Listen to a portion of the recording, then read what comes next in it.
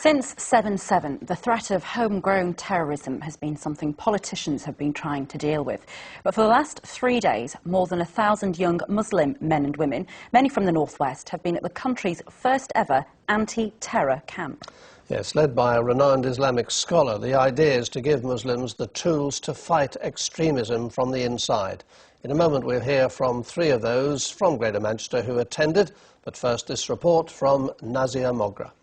My life is not in hand of those people. A summer camp with a strong message.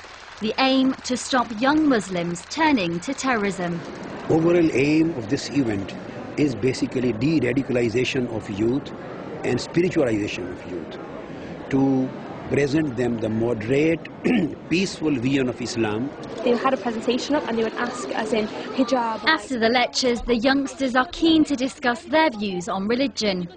Islam has been under fire recently, and it is for all the wrong reasons. It's not being portrayed as the religion that it is. It's a religion of peace, it's a religion of love. It gives all of us the opportunity, the motivation to learn more about our religion itself and then go and tackle these negativity. And that's the point. Ayub and Wahid are from Manchester. On this bus, they're taking on board how to tackle extremist views. You pass on the knowledge that you gain, and you encourage good activity as a human being, really. Neighbours, all sorts, community, see any bad action, you take action as much as you can possibly do. It's the first anti-terror camp in the UK, and this is why. Growing concern that a minority of disaffected youngsters are being brainwashed by extremists, turning to terror camps and losing the true meaning of the Koran. The biggest threat to human society is terrorism. So our responsibility is to propagate Islam in its true perspective. It is totally against every kind of extremism and terrorism. The 3-day course is now over. It's been an education. Now the hundreds of youngsters are heading back to their communities to put what they've learned into practice. Nazia Mogra, BBC Northwest Tonight. Well, here with us in the studio are Haider Khan, Jabin Ali and Al-Hidayah from Oldham and Manchester, and you all attended this anti-extremism camp. Tell me why.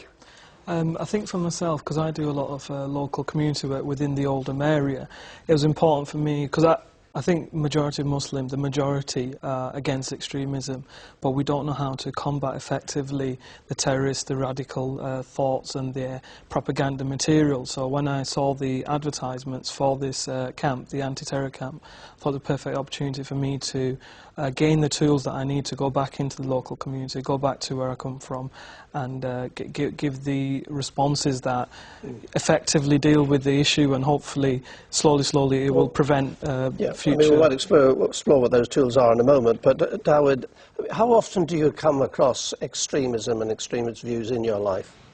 Okay, well, directly, not so much, but whilst I was at university, there were always those sorts of voices in the background. Just people angry over British foreign policy, Iraq, Afghanistan, for example, so there were always angry reactionary voices that, you know, could be heard there. And could you see people getting sucked into it and being radicalised? I couldn't actually see the radicalisation happening so much, but you could see like a mix of people who were perhaps on the brink and people who were perhaps a bit further gone. Well, Jabin, I mean, we're talking about the tools you've now got to fight it, but extremists will often say, well, look what's happened in Iraq, look what's happened in Afghanistan, look what's happened in Palestine. We have every right to fight and carry out a war against it. So how do you counter that?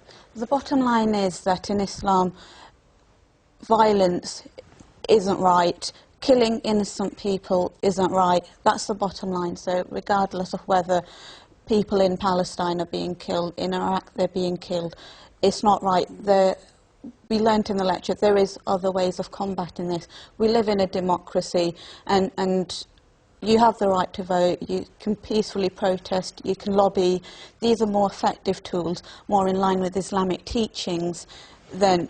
So do you feel that now that you've been to this camp, you'll have a stronger, louder voice to combat those minorities who are extreme? I think most definitely, because like we've mentioned, it's giving us the right answers, the answers we've all been looking for, the answers I think the majority of the Muslims needed. And the knowledge, the knowledge, religious arguments. The religious arguments, because one of the things that most radicals do is twist verses of the Quran and the Hadith, the sayings of the Prophet ﷺ. Now, we've actually learnt how these have been twisted, the actual meanings, and one of the main things is that we learnt was the actual meaning of jihad, which in no way, we were clearly told in no way, in anywhere in the Quran does it say jihad means a holy war.